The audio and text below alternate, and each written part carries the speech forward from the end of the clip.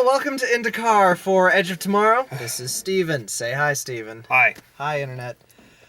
Oh, that was so close to good. Yeah, I know. It was... They had it.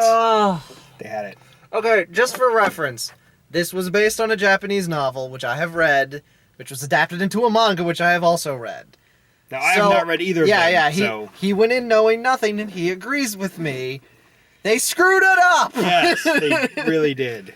Because they were doing so well! I know! Oh, God. Okay, first of all, the main thing that I want to say, I'm only going to draw really two big distinctions from the book to the movie. One was, in the book, the main character is a 20-year-old fresh recruit. And Tom Cruise cannot play that character. And they knew that. So they made him... What was he in? He was a major that talked back to the general one too many times. Oh, and he was in like media. Right. He was like the face of the camera to sell the war. Right. He convinced a bunch of people to join. And then he pissed off the general, who's like, "You're going on the front line now." Yeah. So he got knocked down. And he was pretty hateful. Yeah. He was a slimy. He played the slimy guy very well. Yeah. And then he gets demoted to private for trying to desert the army. Yeah. And gets thrown on the front lines. Good workaround of your actor being 50-something. Yeah, they did do a good job doing the workaround for that. Yeah, that was good, and the ending, of course, we'll get to. So yeah, they go to war with the Mimics, who I didn't particularly like the redesign of, but on the other hand, they moved really cool. Yeah, the CGI on them was really fast. Yeah, it was really well done. They felt really threatening. It was a reinterpretation of. In the book, they were more like giant bloated starfish. Okay. And they weren't very fast, but they were really really resistant to bullets, and you couldn't bomb them because they know the future. But so you had to fight them with ground troops, which were also not particularly effective because they could still see the future. Right. Because it's not particularly well explained in any version. But they can essentially send information of tomorrow's battle back to their past selves a day ago, and then be like, okay, so we're going to lose guys there, there, and there. Let's not lose guys there, there, and there. Yeah, let's get them as they're coming in here. Yes, we will shoot them out of the sky as they fly in. The recreation of the invasion of Normandy. Yes. There was a very definite invasion of Normandy recreation feel. Yeah. They even mentioned the invasion of Normandy at one point. Yeah, with the old people. Yeah. But, so yeah, the aliens landed, you're not quite centered. I don't like that. There we go. Now you can lean back without having to lean into the camera. Yeah, that'll work. But, so yeah, meteor lands in Germany, and then aliens spread from there. All of Europe is conquered except for London because, English Channel. Yeah. Oh, and it looked like, based on the map, Russia and Italy... Yeah, they were just barely not completely taken over. Yeah, which I guess Italy makes sense. It's a choke point. Yeah. I can see why you'd be able to hold that. Russia, there's just, there's a bunch of choke points. It's just all mountains. That is actually an interesting point. It's like, how resistant to cold would the Mimics have been? Right. Had they invaded Russia, which we have proven to us is a bad idea. Yeah, but I mean, if they're from space, they may be much more resilient to cold. Yeah. So Tom Cruise gets thrown into, with Bill Paxton as his Sergeant Major. Yeah, that was a lot of fun. Bill Paxton was great in that role. He was a perfect hard-ass drill sergeant. He played it perfectly. And he gets thrown in with the co-ed units. I guess. Yeah, there was one lady in the unit. Whatever. A J unit full of misfits. J Squad full of misfits. And so, first day of battle, he goes in.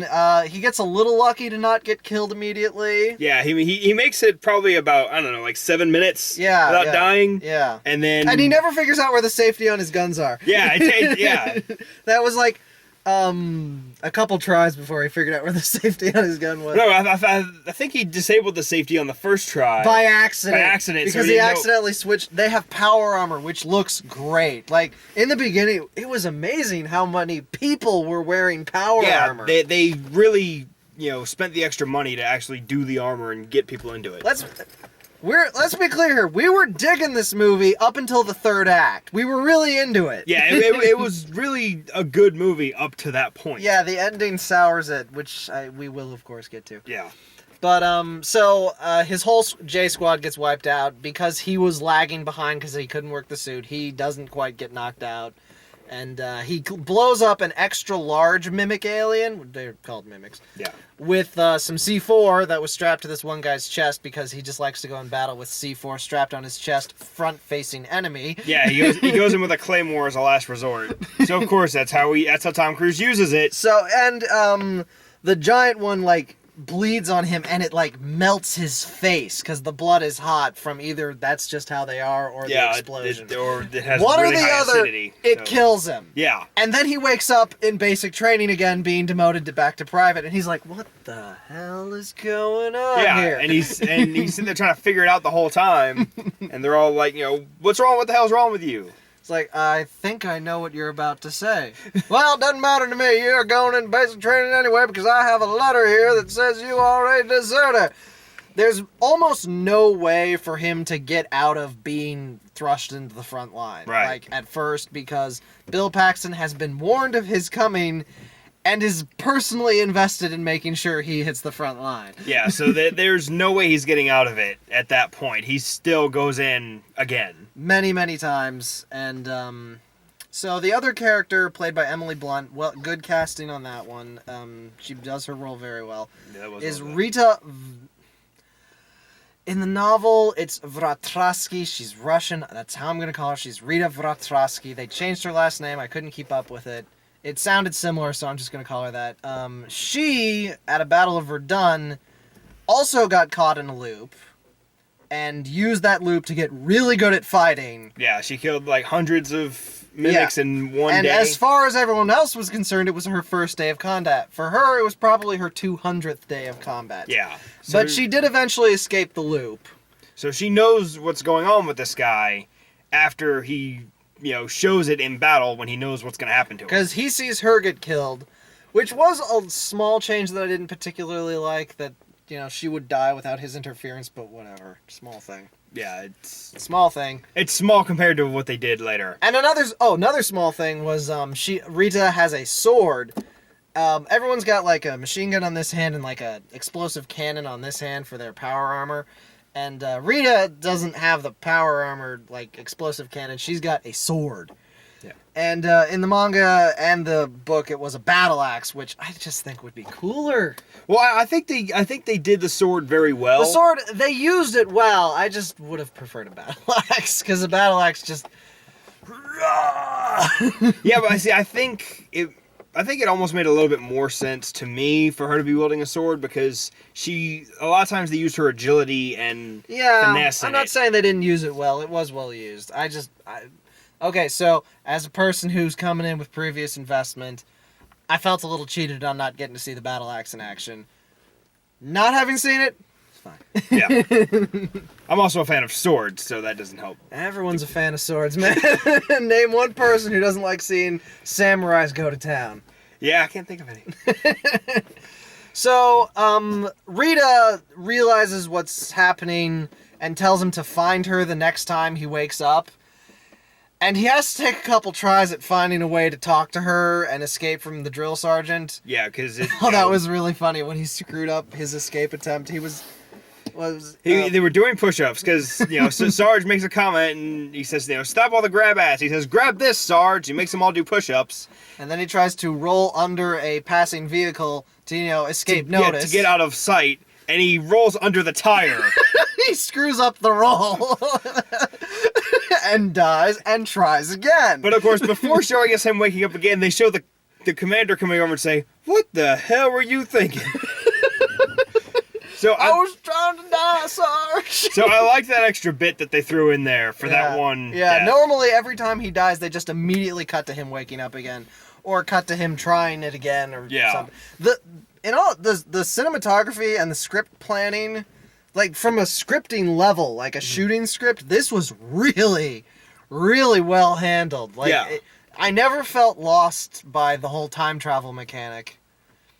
It's like Groundhog Day. You never feel Yeah. lost because it's just so well presented. Like there's parts that repeat that are established, but then so the stuff you see you assume is stuff that's changing and is relevant to you Right. as the audience member. And they did grant the audience a little bit of I don't know if that's correct phrasing, but they assumed that we would understand that after so many tries, we didn't need to see All the tries. Yeah, the entirety of each attempt. We could just see what was relevant. Yeah, I mean, God, he must have gone through like a total of like 500 something loops. Yeah, something like Because that. he kept trying different pathways, like one where he and Rita would just try and escape the battlefield. That never worked. Because they are trying to track down like the brain center, the Omega alien core thing. They're trying to track that down and kill it, because otherwise it's going to continue, and there's no way for them to win. Yeah. When he got the blood on him, the really big one, when the really big ones die, they start the day over with the new information, but because he got the blood, he got the power. It's not well explained, but just run with it. Yeah. So the Omega is trying to get that power away from him, because even though the aliens are aware of the looping days, they don't control it. Right. So if he doesn't die, they don't see the new information from the future, which they would really prefer to see. Yeah. So you notice that, the small ones are all still trying to kill him, but the big ones understand not to actually kill him. Yeah. Because they explain it at one point where they're trying to bleed him out, because whatever gave him the power is in his blood now. Right, because the girl had the power, but then she got wounded in battle and didn't die. Just bled a lot. Right, so they gave her blood, and that knocked it out of her. Mm-hmm. So his goal is to either kill the Omega or die quickly. Die quickly. And that's really freaking hilarious when he's training with Rita. And they've got these really cool, like, spinner bots. Yeah, that imitate really their movement drones. style really cool. And he gets knocked around by them a lot and breaks his back, breaks his leg. And every time that happens, she just pulls out the pistol and kills like, we're him. doing this again tomorrow. So, if you don't like Tom Cruise and would like to see him die multiple times, this is the movie for you. And, I give him acting chops on this one, because he's a good actor, and he does act this movie well. It's just, he did play his part well. It's just... So, eventually, through multiple iterations, they figure out where the damn thing is. With really good action sequences, the CGI is great, they move really well. Yeah. This was such a good action movie up until the third act, because what happens in the third act is that he loses his power to loop the day. So they've only got one more shot at this. Right.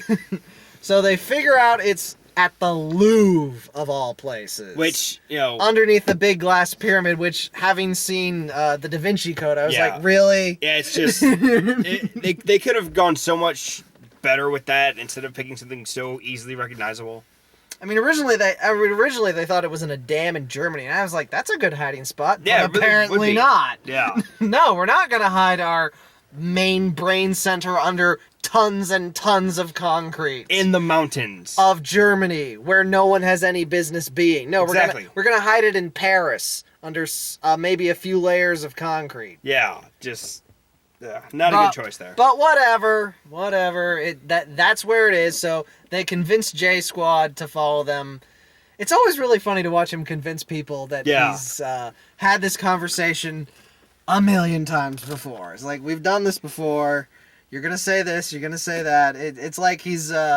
It's like we're going through Mass Effect dialogue trees. Yes, it really is. It's like, I've been through this part of the game before. Go faster. I know the correct answer for this part, this part, this part, this part. Oh, I haven't been here before. Crap. But, he gets to the point where, he walks up to them and says, okay, this is your second grade teacher's name. She wouldn't let you go to the bathroom and made you pee yourself. This Stuff isn't your that real he name. would not know. Yeah. It convinces J Squad to follow him to Paris, which, unfortunately, they all die. Yeah, they were essentially just a taxi ride, and I felt they got a little gypped, because I kind of liked them. Yeah, they did get a little gypped there, although they did get that one last hurrah with the two of them. Yeah. The guy with the claymore on his chest. Yeah. He got one last hurrah, but it still felt a little jippy if you liked those characters. Yeah, it did feel a little weak for them. But, okay, so There was some build-up in romantic tension between Tom Cruise, whatever the hell his name is in the movie. He's Tom Cruise. And Rita. And that's fine. I mean, Rita has only known him for a day, but Tom Cruise has known her for how many days? Yeah, it's probably been well over a year for him. Yeah, but... So, I'm not saying the fact that they had romantic chemistry was wrong. I'm just saying... There was no time for them to have a kiss moment, and they still had a kiss moment. Yeah, they still worked it in. No, you do not have time for this. Go! Get this done. It doesn't matter. No, and this is spoiler-tastic right about now. Yeah. Okay, so they get to the core, and they both die. They both die, but they manage to drop a lot of grenades in a great moment on the core Omega alien. Yeah, it was actually a really good moment. He like pulled out like 5 grenade pins at once somehow, and he just like, yo. And just drops it in, and so that was a really good moment. Explosion. You know, all the mimics stop. Yeah, they start to freeze up, but then we cut back to Tom Cruise. And this is where it goes to hell. He gets the alphas or the Omega's blood all over him. In the water, and then he wakes up farther back than when he was turned into a private, like way back to the way beginning of the movie. Back at the beginning of the movie, the same day he had the conversation with the general that got him in so much trouble. So he's gone farther back in time than usual, but the mimics are still dead. Yes. So his consciousness was sent back, but they're still dead. Which actually doesn't make a whole lot of sense. It doesn't make a whole lot of sense. Because now what they're asking us to assume is that he now has this power permanently and cannot die. Yeah. And he goes and visits Rita, and to be fair, they don't really establish that there's going to be a great like romance between them. He's just so happy that they're both alive. Yeah, he just has this this goofy smile that Tom Cruise does. You know what? I'll give them points on that. That's a good way to close it with the story they wrote. Yeah. But the story they wrote is still a friggin' happy ending. Yeah, it just... Ugh. And they... Because they had the ending they needed. Yeah, they were doing so well. They screwed it up. They had a chance at redemption. They had it all set up, and then they screwed themselves again. Actually, they screwed it up once they had the kiss, and we were both like, nope, sorry, you've just done Hollywood stuff. No. But then they both die, and we're like, okay. That works. We're happy with this. I mean, and think about it. They die, but they saved humanity. Yeah. How was that a bad ending? I would be so happy with that ending. I was so not happy with Tom Cruise coming back to life. It was annoying, and we were both sitting there the whole time, yelling at the screen, no, don't do this. We were into you. We were so in. You had us. Don't lose us. We didn't want to hate this movie. We were in the theater begging it not to suck, and it did. I mean, the moment I knew that they were making this movie, I knew the ending was paramount. They had to get the ending right. Because if you've seen Groundhog Day, which is the closest thing to you'll ever find to this movie, Groundhog Day plus Starship Troopers, that's what this movie is. Groundhog Day. Groundhog Day lives and dies on the ending. But see, the thing with Groundhog Day is Groundhog Day never established that it was a war tragedy movie. Yeah. So it didn't need to have a bad ending. The ending of Groundhog Day is he stops being such a jerkwad. Yeah. This movie... Go for dances. Gopher Dances is Caddyshack. Oh, right. Groundhog Day is no gopher. It's a groundhog. Oh, never mind. But that's still Bill Murray, so I can see why you would get them confused. Yeah. Gopher's Dancing. Yeah, I've only seen each a couple of times. So. I've only seen Groundhog Day like twice, but... So, this one, it just would have felt better if there was some sacrifice. Yeah, I mean, and not knowing the original ending, I was all set to accept this one until they brought him back to life. That was what killed it for me. He had a hero's death. Yeah. Did Tom Cruise really have a problem with his character not surviving after saving the world? Yeah. And of course, they had to shoehorn in the Tom Cruise on a motorcycle scene that has been in almost every Tom Cruise movie since the 80s. But to be fair, that was in an extraneous loop. Well, that was in one of his failed attempts to escape the entire sequence of events. because of course the mimics track him down every time he tries that. Yeah.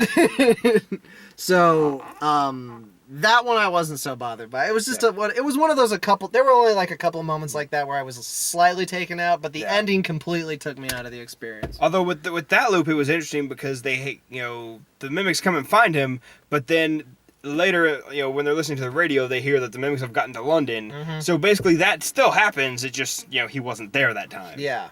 So it's just... So I guess they weren't following him. He was just... He just happened to be there again. Yeah.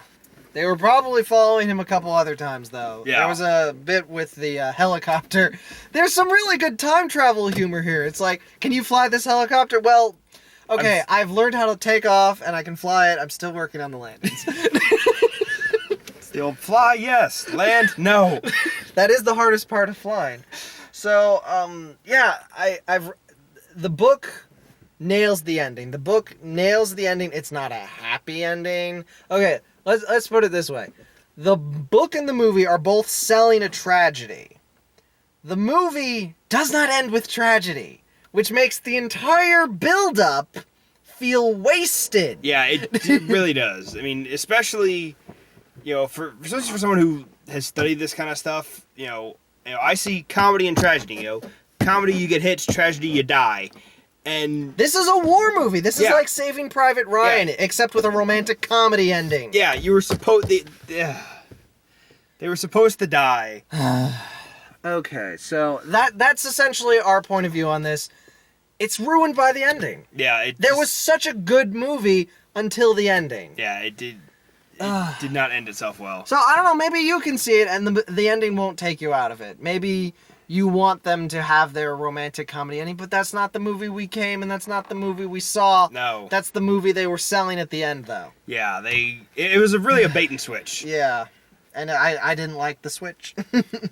Okay, so we got a lot of previews that I had to write down. Yeah, normally you only get like one or two. This time we got, what, 5? I'm looking at 5 separate previews here. Okay, so first one was Into the Storm. Which basically it's Twister 2, more tornadoes. Yeah, Twister 2.0, no Bill Paxton this time, ironically. Yeah. Considering he was in this movie. Yeah. Oh, Bill Paxton, you were so good in Aliens. He's also good in the Twister ride because he shows up, he's like, I'm Bill Paxton. And then, where's my paycheck? That preview just really didn't give us much of anything to work with. Yeah, it's like we see storms. Yeah, it's like we see rain in a subway car, people getting dragged out. Oh no, there's a tornado on fire. Oh no, airplanes are flying all over the place. It kind of makes me think of that really direct to TV movie Atomic Twister. Didn't see that one. Yeah, no one's seen that one, but it's one of those like early sci-fi movies like. After they got a budget, but before they became siffy. Okay. So it was sort of like the golden age for sci-fi movies when they weren't good, but they weren't awful. Yeah. Okay, the next one was Jupiter Ascending. Which, that one is... We thought was Mass Effect. Movie. When we first see it, like, we see Earth, and then we see a ship drop out of, light speed, hyperspace, whatever you want to call it. And it almost looks like the Normandy from Mass Effect. Yeah, it didn't have the word Normandy written on it, but it looked very much like a Mass Effect ship. It was the Mass Effect style. Yeah, it really felt like it. So we saw it, we're like, Mass Effect, really? And then we see Mila Kunis, and we're like, Mila Kunis in Mass Effect. All right. That's possible. And then we start seeing more of what they're trying to tell us, and then it's we like, see no. fewer alien races than should exist in a Mass Effect movie. So we're like, okay, this isn't Mass Effect. Okay, but it still looked surprisingly good, actually. It still looked pretty cool. It had a lot of tech that looked really good. It looked like good sci-fi. Unfortunately, it also looked like it was trying to bill itself as a Twilight movie. Yeah, they did kind of sell it in a weird way. Like, there was that actually pretty funny movement where the guy's like, I am but a dog to you, madam. I love dogs. Yeah. Mila Kunis sells that line. I love dogs. Yeah, I think that, if we can expect more of that, then it looks like it'll be a good movie. I got the distinct feeling that they were trying to sell it as a Twilight movie, but it wasn't a Twilight movie. Right. And like, it was a ploy to get butts in the seats. Right. Without it actually being that kind of movie, which previews do all the time. Right, and it's made by the Wachowski brothers. Makers of the Matrix guys. Yeah. And a couple other really good movies. What's interesting about it is if you look at their movies and the reactions to said movies, the ones people have the best reactions to are the original stories. The ones that are not adaptations of some other material or sequels. Because the first Matrix was excellent, very well regarded. Almost untouchable. Matrix Reloaded, Matrix Revolutions were both just slammed. Matrix Reloaded had its moments, but boy, did Matrix Revolutions screw the Revolutions really dropped it because they got so into the money. So what people have noticed is that the brothers do their best when they're using original material, and that's what this is. From what I've heard about this movie, I mean, I wouldn't be surprised if it was based on a book or something. But yeah, but I mean, it seems like it's an original concept, and it looks like it should be pretty good. And you know what? Mila Kunis is the main role. I mean, I personally don't think she's that hot. I don't know why people keep putting her on Hottest Women Alive.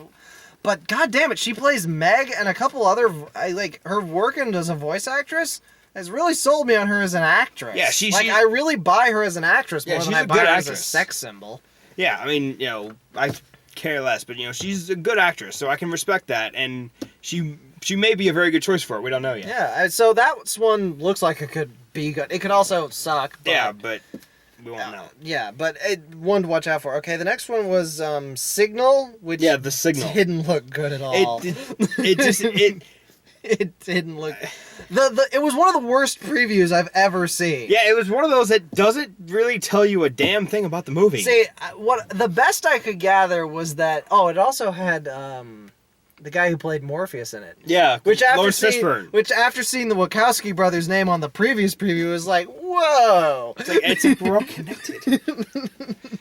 But it kept intercutting, like, the main character guy getting picked up because he came into contact with an alien and him and his girlfriend fleeing from the government, with scenes of him and his girlfriend being all romantic. And I couldn't help but feel that this was one of the most horribly cut trailers I've ever seen, because from what I could guess, the romance bit's going to be like the first 20 minutes of the movie, and then them getting captured by the government and trying to escape is the rest of the movie. Yeah, so... But the way the trailer was selling it, it's like half and half. Yeah, so basically it's them trying to sell us something that it's clearly not. Yeah, it's...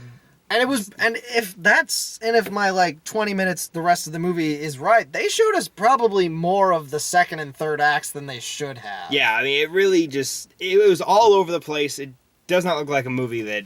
No, it didn't. It didn't look at all good. Which is, when was the last time Lawrence Fishburne was in something good? Yeah, it's been a while. Which is a shame because he's really good. I mean, he was in Man of Steel. Yeah. Well, I didn't see Man of Steel. Yeah, but he was in it. I think he was at the Daily Planet. I know there was one movie he was in that was really good. I just don't remember what it was, but he was a... Alright, all I've got written for this one is Messenger. Yeah, the movie was Kill the Messenger. Oh, yeah. That one was like a political thriller about the United States shipping in cocaine in the late 80s. Yeah, but basically a guy stumbles upon a conspiracy to...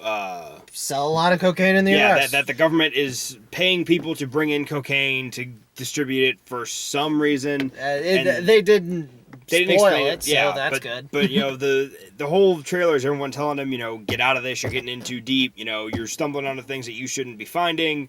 There's certain things that shouldn't be told. All the standard conspiracy movie stuff. But it had good actors in it, and it looked like it was talking about something interesting. Yeah, it looked like it could be pretty good. So, but it looked more like a Redbox Netflix movie than anything else. Yeah, it's definitely one that you wait to come out. I mean, I know this is awful because, at this point, it didn't used to be this way for movies. No. There would be blockbusters, but then there'd be slower, smaller movies. Right. And I miss the smaller movies, but at the same time, I feel no reason to go to the theater to see them. Right. Well, that's because of the technology. We've gotten so many ways to see them without the theater. Yeah, and since it's a small movie, I can just see it at my house, but then they don't get made. Yeah, and that's because there's no way for them to make that much money unless they get into theaters. Right. It's a catch-22, man. I don't mind seeing movies like that, but I have no reason to pay the huge ticket prices to go see them. Right, because then we can just see them in the comfort of our own home, for much less. It's rough. I mean, it was coming out in October, so I guess they're trying to sell it as an Oscar bait movie, which is about the only way those get made anymore. Yeah, I didn't think about that. Okay, but yeah, I mean, The Messenger looks good. It's got good people on it. Yeah, and the lead wasn't someone I instantly recognized, but he was still looked like he really was. They said he had an Academy Award. Yeah, I mean, it was someone that has done good things before. Just I don't know him. Okay, the next one was Jersey Boys, the movie about Frankie Valli and the Four Seasons. Yeah. Which, if you don't know them, you know their song, Big Girls Don't Cry. Yeah. Really, that really song. Yes. And it's... Which I used in my second review. Yeah, you did. I used that for the ending credit music because... Oh, it's a fat girl joke. It was perfect. Yeah, it really was. But yeah, it's based on a Broadway hit, so they're... Oh, really? Yeah, it said that at the end of the trailer. I missed that. Yeah, based on the hit Broadway show. So they're trying to pull that crowd. I'm always up for a play adapted into a movie. That doesn't happen nearly often enough. Ugh. God. Oh, that's much better. Get some air in this car. Yeah. But I have in parentheses here, Jersey Boys, Christopher Walken. Yeah, because he was in the movie, which... He was in the trailer. We don't see him a lot. We don't see enough Christopher Walken. And I can't remember the last time I actually saw him in a in-theater movie. Yeah. So there's something there. I don't know, Jersey Boys, I saw Walk the Line. Walk the Line was pretty good. I didn't see that one. It was the one about Johnny Cash. Yeah. So, but I mean, so the musician biopics that I've seen are actually pretty good. Because musicians lead interesting lives. Yeah, so I mean, if they do this one right, it should be pretty good. And since it's based on something that people liked... Yeah, I mean, it was a hit Broadway play. So. Yeah, and Broadway play to movie usually works pretty well, because a Broadway play, yes, it's too long to be a movie, but when you chop out all the songs, right, you save a lot of time there. Or you only include the ones that you need. So, it looks like it could do well. So Broadway plays adapt pretty well into movies. This light novel did not. Yeah. Well, the Japanese light novel. I put the review. Oh, that reminds me. Books never transition well. Ah, there you go. The Wonderful 101. That's about... But what? Just show them. Oh, sorry. Okay. If you have a Wii U, get this. I can't emphasize this enough. It's the best thing that I've ever gotten from Wii U. He's told me it's a great game, so I'm going to try it out. It's the Okami Bayonetta people behind it, so... Yeah, so it should be pretty good. I really did... After reading the book, I really did hope that this movie would be good. Because the ending to the book is just really good, and I'm like, anyone who's read this book should be able to recognize that it's a good ending. Yeah. And doesn't need to be changed much structurally. You forget, this is Hollywood. And Tom Cruise, I don't know if it was Tom Cruise who insisted that the script be changed for the happy ending. Yeah, I mean, and it or may not have been. maybe it was just the script writers and he just went along with it. I mean, maybe he didn't have full creative control of the movie, but someone made the mistake of making this a happy ending. It didn't need to be. I mean, it still would have been a happy ending. It just because humanity is saved. Right. How is that not happy? Yeah, so... And this isn't like an Independence Day, where Independence Day was so goofy and so patriotic, that would have felt weird. Yeah, I mean... If they had died in the spaceship after blowing up the aliens. That would have felt weird. Yeah, I mean, it worked there. It would have been out of tone for Independence Day. Right, but this felt like a cop-out. I mean, people die in this movie. Yeah. Multiple times. Like, you see him try and save his fellow soldiers... And they keep And sometimes he does save them, but he can't save them all. Right, and he realizes that because there's the one guy that dies multiple times. He saves him a couple of times, but after a certain point, he stops trying because he knows that if he succeeds, he's going to... And he's got other things to do. Yeah. He's got other more important things to do. I mean, the movie gets really nihilistic at points. Yeah, I mean, it was doing so well, and it was a cop-out. That's what it really feels like, that they did the cop-out to... satisfy to get the ending that Hollywood wants. I think it was, what was it, in the Nostalgia Critic's Lorax review, he said that the Lorax movie has a happy ending where the Lorax comes back from the sky to tell the Onceler that he did a good job saving the forest. And that's not good if you know anything about the Lorax. But the Nostalgia Critic makes the excellent point that he's talking to like these two like marketer guys, and they're like, well, if the movie has a sad ending, then people won't go out and buy products based around this movie because it will remind them of the sad end. Okay. All right, I can see why that would be a concern for a kids movie that had the amount of marketing push that the Lorax did. Right. But what was the impetus to make this one a happy ending? Yeah, there's no merchandising to be had here. No, I mean, so what would have been lost sending people away with a thoughtfully sad ending? Right, I mean... It wouldn't have just been a randomly sad ending. Yeah, I mean, it wouldn't have been like, they died before they got there and that was the end. That would have sucked. Yeah, that would have... It's like they die and don't save the world. We would have hated that, yeah, too. That would have almost been worse. Yeah, because then it was like, then what the hell was the point of the whole looping thing? Yeah, so... Why did you have this totally awesome sci-fi concept, totally awesome power armor, totally awesome action scenes, Yeah. and then they don't save the day? Yeah, what would have so been the point of that? It just... So I guess the point is it could have been worse, but it should have been so much better. This is kind of the opposite of what happened with the Godzilla movie. Really? Like, the Godzilla movie, I personally disagree with people on this, but I can see where they're coming from. They say, like, the first 2/3 of that movie are just underwhelming. There's not nearly enough Godzilla. But then the last 30 minutes of Godzilla fighting, even though it's a little short, is awesome. It is awesome. So, in that movie, you've got a lot of buildup that doesn't really sit well, but then the payoff is amazing. Right. This is a movie where the buildup was great. It was phenomenal. But then the payoff just ruins the whole thing. It's like... It's almost like you want to watch the first part of the movie. And then just imagine your own personal ending. Yeah. It's like, I've got my own ending for this movie that's better. Yeah. Tom Cruise. This is better than Oblivion, at least.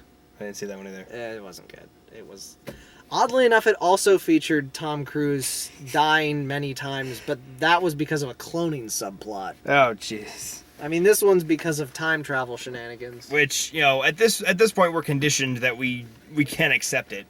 Yeah, I mean, Back to the Future. Yeah, back... 12 Monkeys, Yeah. which not a lot of people have seen. Not a lot of people have seen that one. You should, though, because it's got Brad Pitt being insane. Yeah, Brad Pitt as a crazy person is amazing. If you liked him in True Romance as a druggie, you definitely want to see him in 12 Monkeys as a crazy person. Go track that one down. It's got Brad Pitt and... Bruce Willis. Thank you. Bruce Willis as the main guy. Brad Yeah. Pitt's actually kind of a side character. Yeah. Oh, man. God, this... There's not enough... Actually, apart from Back to the Future, what's another good time travel movie? I mean, we got 12 Monkeys, we got Back to the Future. This one could have been on the list. It could have been there, but it wasn't. I'm trying to time think. travel. The Time Traveler wasn't on No. the list. That wasn't any good at all. Oh, what, the Time Machine? I don't know. The one based on the original time travel book. What, The Time Machine? Yeah, that one. That movie wasn't very good. No, it wasn't.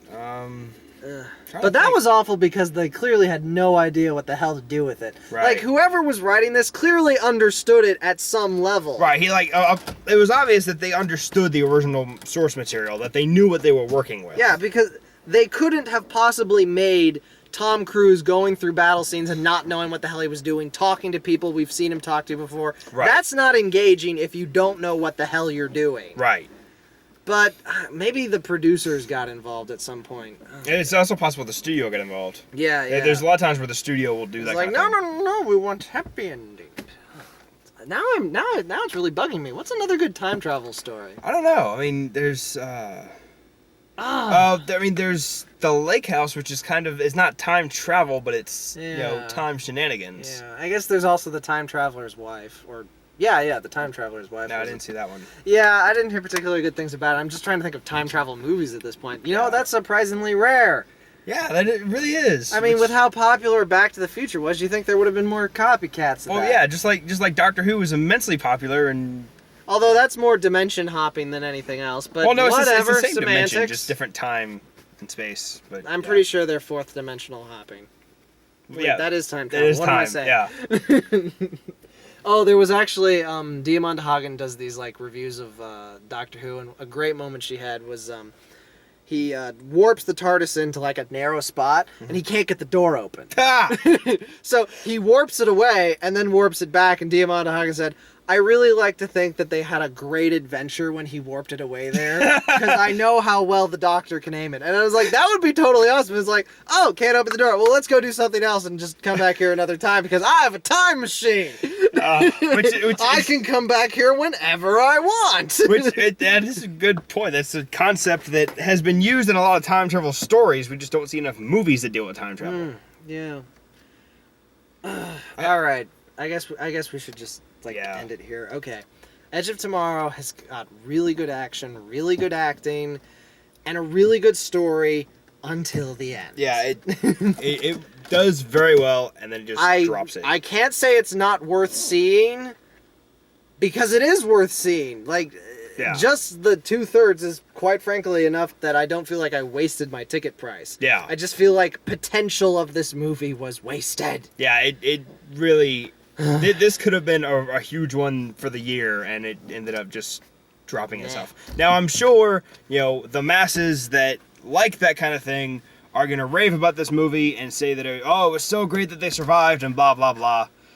But, for those of us that are, more into the sci-fi action elements of it, it's gonna... I feel like it wasn't even a betrayal of the sci-fi. Again, I just feel it was a betrayal of the tone. Well, yes. Because, I say it's Groundhog Day and Starship Troopers, but Starship Troopers is goofy. Yeah. I mean, I guess you gotta throw in Saving Private Ryan, because this is a dark war movie. They don't sugarcoat it. I mean, they get in their humor jabs, but it's all through time travel humor. It's not war humor. There's no war humor here. Yeah, I mean... There's a couple of military jokes in there, but they're few and far between. Oh, yeah, Bill Paxton catches them gambling in the room and forces them to eat their playing cards as punishment. Yeah, and of course, there's this whole thing that he's like, what is my, view on gambling? Why do I dislike it? What is, this... They all have to they recite this whole thing, and, as they do it, they each take a card, and they have to rip it up and eat it. Paper's not tasty. No, it's not. So, yeah, you're not going to waste your money seeing this, but you may not like it. Yeah. Thanks for watching.